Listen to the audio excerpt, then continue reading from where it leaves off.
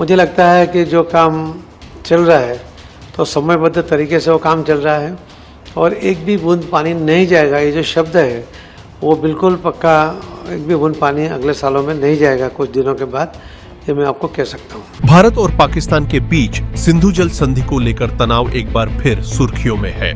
केंद्रीय मंत्री सीआर पाटिल के हालिया बयान ने इस बहस को और तेज कर दिया है।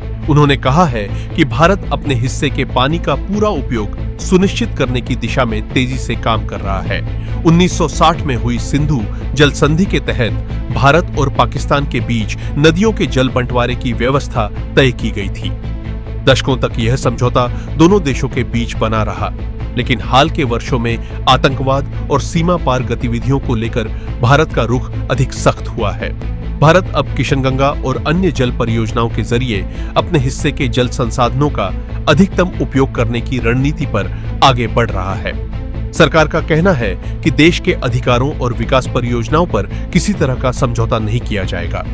विशेषज्ञों का मानना है कि यदि भारत अपने हिस्से के पानी का व्यापक उपयोग शुरू करता है तो इसका असर पाकिस्तान की कृषि और जल आपूर्ति पर पड़ सकता है, क्योंकि वहां की अर्थव्यवस्था काफी हद तक सिंधु नदी प्रणाली पर निर्भर है।